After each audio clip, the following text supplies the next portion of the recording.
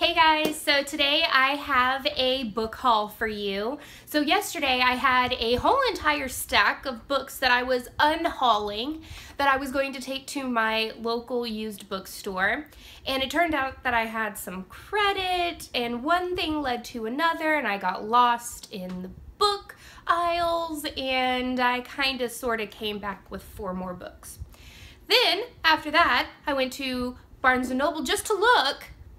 And then I left with 4 more books.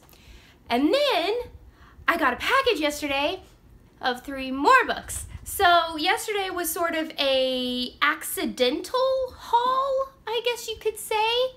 So I'm not mad about it. And I actually only spent about $30 on all of these books. So my pocket's not unhappy about it either. So without further ado, let's get into the books that I hauled.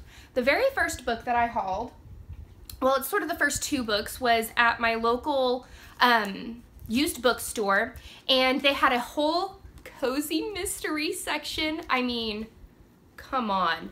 Murder Uncorked, Murder by the Glass, the punny titles. I can't help it. And so I don't know much about this except that it's like a wine lover's mystery, people who like to drink wine and something along those sorts. And they're super duper short, so I'm hoping to fly by those as sort of like a day read or something along those lines. The next book that I got from the used bookstore was Don't Look Down, a novel by Jennifer Cruz and Bob Meyer. Now the thing is I love Jennifer Cruz and I thought that I owned every single one of her books.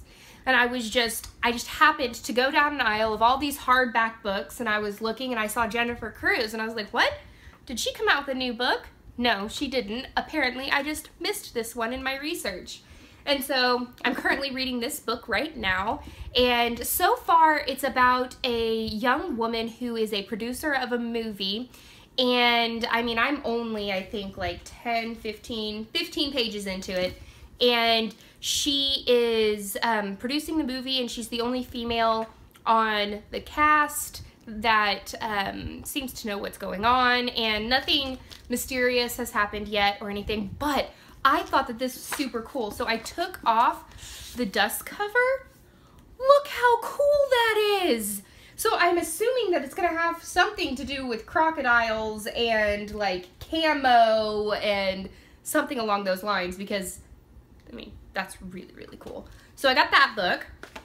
Then another book by Jennifer Cruz I have in paperback, but I didn't have it in hard copy, and it's Faking It by Jennifer Cruz, and this is actually a book that is tied to one of my all-time favorite books, the books that got me into mysteries, Welcome to Temptation by Jennifer Cruz. It's set in a small town, and these 2 sisters go to this small town to help fix up a house for a person that they know, and all hell breaks loose, basically. Well, this book focuses on the brother of those 2 girls who makes a small appearance in Welcome to Temptation, but this is his whole entire story, Faking It, which is all about him coming into this sort of art gallery, and there is this young woman, Tilda Goodnight, and she actually was taught by her father how to forge paintings, and they're trying to keep their gallery afloat, and it's sort of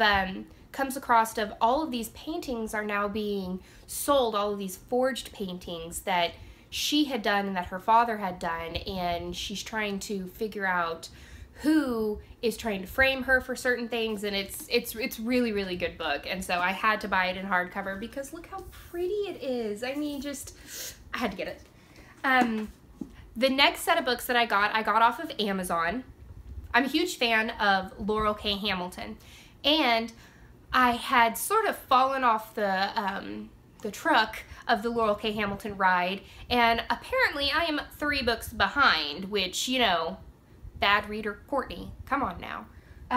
So I had some credit on Amazon, and so I ended up buying the 3 books that I'm behind on. There's Jason, which very scantily clad. I'm not normally a scantily clad kind of, feel like I should censor this book. This is Jason. He is a main character And I'm super excited that he got his own book. And so, I'm super excited to read this. It's basically going to be about Anita and Jason all together. Then there is Dead Ice. Becoming the fiance of master vampire Jean-Claude is wreaking havoc with Anita Blake's reputation as a hard ass. To some extent, luckily, in professional circles, she's still the go-to expert for zombie issues, and right now, the FBI is having one hell of a zombie issue. Someone is producing zombie porn.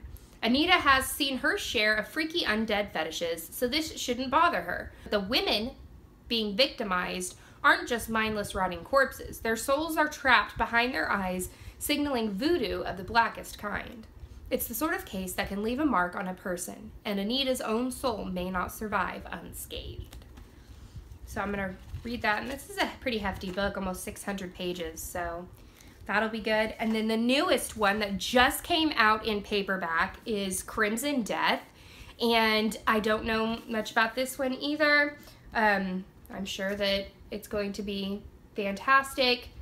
Ooh, it looks like they're going to be in Ireland, so that's going to be awesome because I've been to Ireland and that should be fun. My last stop was Barnes & Noble, and I was just there to look. How many of you have ever just gone into a bookstore? I'm just going to look. I'm not going to buy anything. Me. I did that yesterday. Didn't work. I bought 4 books. Now, there are reasons why I bought the 4 books. So, the first book that I went in there to see about was the Kim Harrison Dead Witch Walking, because apparently in my July TBR video that will be linked down below, I had the 8th book of the series that I wanted to read for my TBR, and a friend of mine, she was like, Courtney, are you sure you want to start with the 8th book? I was like, oh, no, I want to start with the first one. So I happened upon this one and I had to buy it because I said that I was going to start reading Kim Harrison, and I can't lie to you guys. See? I'm just being honest. The next book is a cozy mystery series that I am addicted to. It's the Southern Sewing Circle series by Elizabeth Lynn Casey, and it's patterned after death, and so this is the newest book. It was on the new arrival shelf, and I saw it and I snatched it up and I couldn't say no. So yeah, I'm super excited. It's based in Sweetbriar, South Carolina. So it says, everyone in Sweetbriar, South Carolina knows former high school football stars like Jake Davis and Noah Madden. The two were fierce rivals in their glory days, and now, 20 years later, things haven't really changed for the dueling quarterbacks. So townsfolk are surprised when Jake and Noah team up for a business venture, and are even more surprised when Noah turns up murdered, leaving Jake as the prime suspect. Margaret Louise, Jake's mother, and one of the founding members of the Sewing Circle, isn't about to take the attack on her son's reputation lightly. In fact, she's in full mama bear mode, and Tori and the rest of the Sweetbriar gang are more than willing to help her sharpen her claws to catch the killer. I love this series because Tori is a young librarian. She is part of the Sewing Circle, which has a whole hodgepodge of women ranging from in their late 80s all the way to in their early 20s, and it's just, you really get to see all of the different characters, their age ranges, and things like that, and these books tickle my... Then they were having a mass market paperback sale, 2 paperbacks for $8, and so I picked up 2 books that looked interesting that I actually, I don't know very much about. I've never read any of the authors, but I thought that they sounded fun to read for the summer. So the first one is 29 by Adina Halpern, or You're Only Young Twice. So basically it's about a grandmother who's in her 70s, and she feels like she has more in common with her 29-year-old granddaughter than her 55-year-old daughter. And so for her birthday, she makes one wish, that she wants to be 29 one last time for one day. She gets her wish, and she is 29 for a whole day, but it's not as easy as she thought it was. She thought that, you know, it was carefree, but it wasn't, and times have changed, so you get to go through her trials and tribulations of being 29 for one day. And the very last book for my accidental book haul is Help for the Haunted by John Searles. I hope I said that right, Searles.